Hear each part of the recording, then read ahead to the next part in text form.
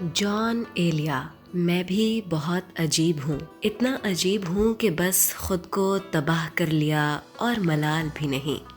جان ایلیا کا اصل نام سید حسین جان اصغر تھا۔ وہ 14 دسمبر 1931 کو امروہ کے ایک علمی اور ادبی خاندان میں پیدا ہوئے۔ جان کے والد سید شفیق حسن ایلیا ایک تنگ دست شاعر تھے۔ مشہور ماہر نفسیات محمد تقی اور پاکستان کے نامور صحافی رئیس امروہی جان ایلیا کے بھائی تھے۔ فلم ساز کمال امروہی ان کے چچا زاد بھائی تھے۔ جان ایلیا نے ابتدائی تعلیم امروہ کے مدارس سے حاصل کی، جہاں انہوں نے اردو، فارسی اور عربی سیکھی۔ ان کو درسی کتابوں سے کوئی خاص دلچسپی نہ تھی، بسا اوقات وہ امتحان میں فیل بھی ہو جاتے تھے۔ وقت گزرنے کے ساتھ ساتھ ان کو فلسفے میں دلچسپی ہوئی۔ بعد ازاں انہوں نے فارسی، اردو اور فلسفے میں MA کی ڈگریاں بھی حاصل کی۔ اردو، عربی، فارسی کے علاوہ عبرانی، انگریزی اور فرانسیسی زبان سے بھی واقفیت رکھتے تھے۔ جان کی شاعری نے نہ صرف ان کے اپنے زمانے کے ادیبوں کے دل جیتے، بلکہ بعد میں آنے والے ادیبوں اور شاعروں کے لیے زبان اور بیان کے منفرد معیار بھی قائم کیے۔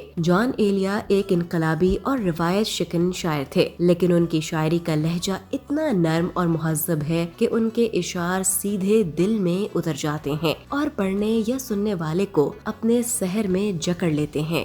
جان ایلیا ایک زود گو شاعر تھے جو طبعاً قادر الکلام تھے۔ ان کے بارے میں مشہور ہے کہ وہ کئی گھنٹے منظوم گفتگو کرتے تھے۔ شعر گوئی گویا جان کے ہر سانس کے لیے ایک مشق تھی۔ کتنا ہی کلام ایسا ہے جو انہوں نے محض فرمائش، ریاضت، وقت گزاری اور فرمائش پر کہا، لیکن وہ اپنی کتابوں کی طباعت کے حوالے سے انتہائی حساس تھے۔ جان ایلیا ایک اقتدار شکن شاعر کے طور پر جانے جاتے ہیں۔ انہوں نے اپنے حلیہ، طرز زندگی اور بے اعتدالی کو اپنے فن کی شکل میں اس طرح پیش کیا کہ شخص اور شاعر گھل مل گئے۔ اپنی نجی زندگی کو جان ایلیا نے بچے کے ایک کھلونے کی طرح بے دریغ استعمال کیا۔ جان ایلیا کے دوست قمر نے ان کی شخصیت کا نقشہ اس طرح پیش کیا ہے: ایک زود رنج مگر بے حد مخلص دوست، ایک شفیق اور بے تکلف استاد، اپنے خیالات میں ڈوبا ہوا راہگیر، ایک مرعوب کن شریک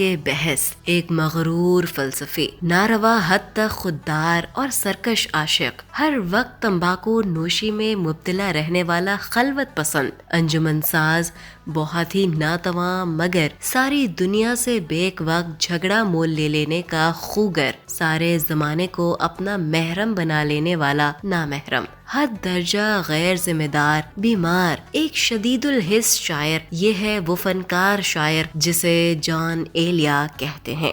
جان ایلیا کی شادی 1970 میں ایک مشہور جرنلسٹ اور افسانہ نگار زاہدہ حنا سے ہوئی۔ زاہدہ حنا نے ان کی بہت اچھی طرح دیکھ بھال کی۔ جان ایلیا ان کے ساتھ خوش بھی رہے، لیکن دونوں کے مزاجوں میں موجود فرق نے رفتہ رفتہ اپنا رنگ دکھانا شروع کر دیا۔ دو دانشوروں کے اس ٹکراؤ کا نتیجہ طلاق کی صورت میں نکلا۔ زندگی میں انہوں نے چن چن کر اپنے آپ میں ان سب عادات و اطوار کو جمع کر لیا تھا جن کا بار ایک شیر تو اٹھا سکتا ہے لیکن زندگی نہیں اٹھا سکتی۔ اگر یہ کہا جائے تو بے جا نہ ہوگا کہ جان نے اپنی زندگی کا سودا کر کے شاعری خریدی۔ اس المیے کا انہیں خود بھی شعور تھا، لیکن وہ جانتے تھے کہ شاعری کی پناہ سے نکل کر زندگی کی درپیش تلخیوں کا سامنا کرنا ان کے بس کی بات نہیں۔ بطور شاعر ان کے کلام میں زندگی کی ان گنت کیفیات پر بے پناہ اشعار موجود ہیں۔ انہوں نے اپنی شاعری میں جا بجا اس بات کا اعتراف بھی کیا کہ وہ بڑے نہیں ہو سکے اور رائے گاہ گزر گئے۔ وہ ایک ایسا بچہ تھے جو اپنی ہی تخلیق کردہ روایات میں منجمد ہو گیا تھا۔ انہوں نے فطری خامیوں کو کبھی بھی پردوں میں لپیٹنے کی کوشش نہیں کی، بلکہ معاملات زندگی اور کیفیات زندگی کو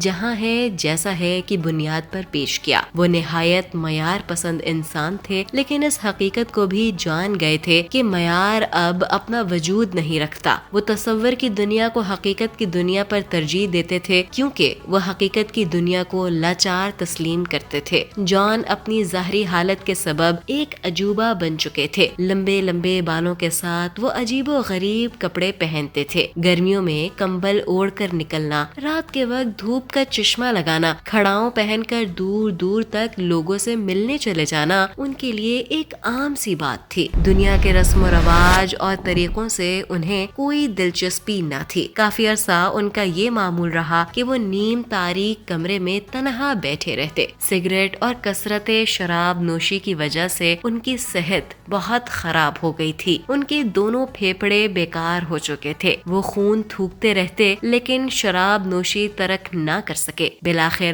8 نومبر 2002 کو ان کی موت ہو گئی۔ اپنی زندگی کی طرح انہوں نے اپنی شاعری کی اشاعت کی بھی پرواہ نہ کی۔ 1990 میں لوگوں کے حد درجہ اصرار پر انہوں نے اپنا پہلا مجموعہ کلام شاید شائع کرایا۔ اس کے بعد ان کے کئی مجموعے لیکن، یعنی، گویا اور گمان شائع ہوئے۔ جان ایلیا اس لیے بھی بڑے شاعر ہیں کہ سب سے حساس اور بڑے موضوع یعنی انسان کی جذباتی اور نفسیاتی کیفیت پر جیسے اشعار جان ایلیا نے کہے ہیں۔ اردو شاعری کی روایت میں ایسی شاعری صرف میر تقی میر کے یہاں ہی ملتی ہے۔ اختتام پر ان کے کچھ اشعار ملاحظہ فرمائیے۔ مل رہی ہو بڑے تپاک کے ساتھ، مجھ کو یکسر بھلا چکی ہو کیا؟ اب میری کوئی زندگی ہی نہیں، اب بھی تم میری زندگی ہو کیا؟ کیا کہا عشق جاودانی ہے، آخری بار مل رہی ہو کیا؟ مجھ کو تو کوئی ٹوکتا بھی نہیں، یہی ہوتا ہے خاندان میں کیا؟